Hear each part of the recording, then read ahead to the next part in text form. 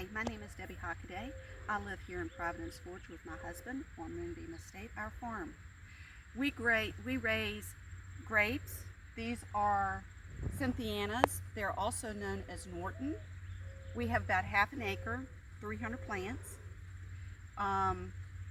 Last year we didn't get very much because of the hard freeze that we had on Mother's Day, but this year we're hoping that it's going to be much more fruitful. We also have a lovely garden. This year this has produced very nicely. Another thing that we do is we raise sheep. We raise Leicester Longwool sheep. They are an endangered species. Williamsburg, about 28 years ago, had a campaign to try and bring them back. They are over 500 now, so they're not critical anymore, but they are still endangered. These are large, docile sheep. They're wool sheep, and they're very sweet sheep. This is one of the fleece that we have. This is off of our Gavin. As you can see, that is a lot of wool. And you might notice that there's kind of a yellow color to it. That's lanolin. A lot of sheep have a lot of lanolin in their wool.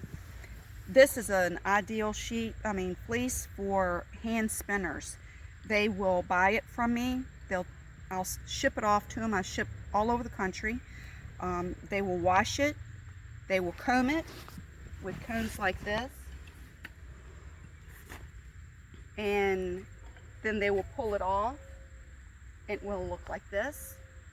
And they will use a spinning wheel and make strands of yarn. They will ply it.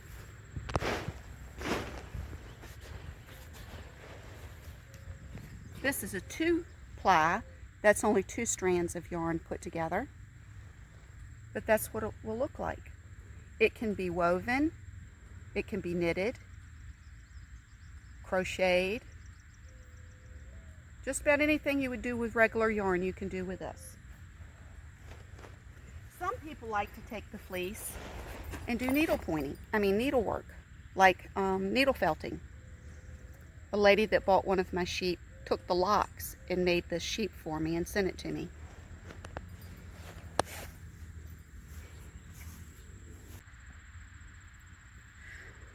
I mentioned that you can weave the yarn, and this is what some of the weaving would look like. This is just a plain weave. You can also take the yarn, dye it, and knit it. This is a shawl that I knit, and it is very warm. And you can also make sweaters, things like that. All right, let's go out and see some sheep. I want to talk about them. Are you filming for me?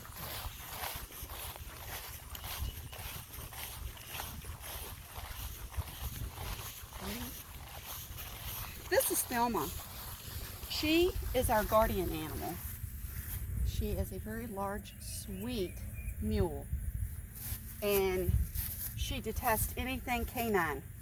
So we don't have to worry about coyotes. And she patrols the fence lines, and so far we have been very, very fortunate and have not had any problems with coyotes. And that is Mac. He's our horsey. He's just for fun.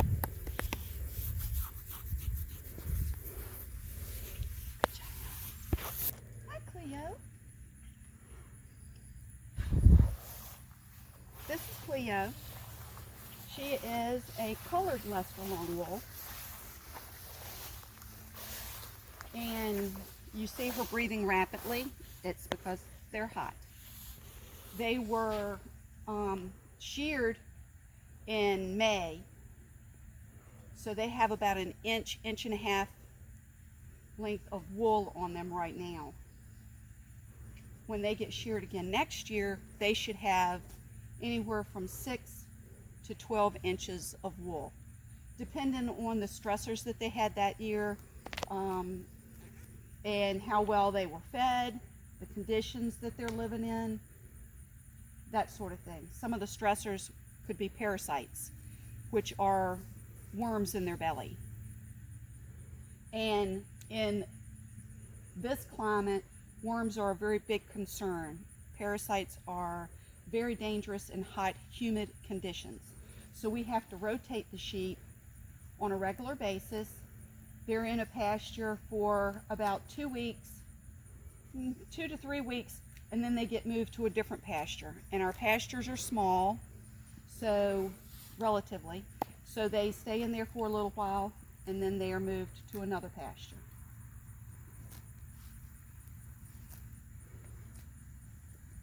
And you'll see that they're lifting their feet and twitching their ears. It's because flies are very bad right now.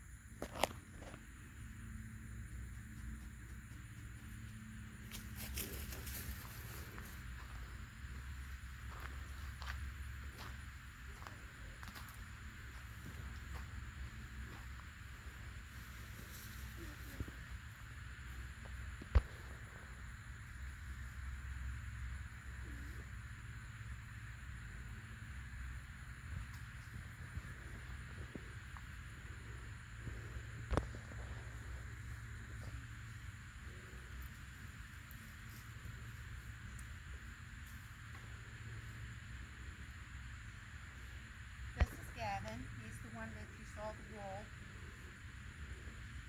on the cart. And as you can see, he's pretty big.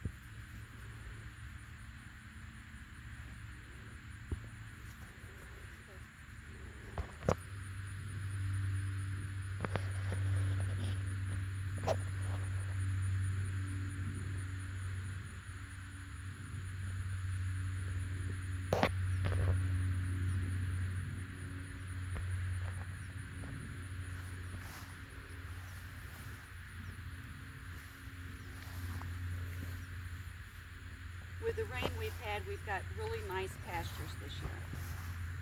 We've been very fortunate.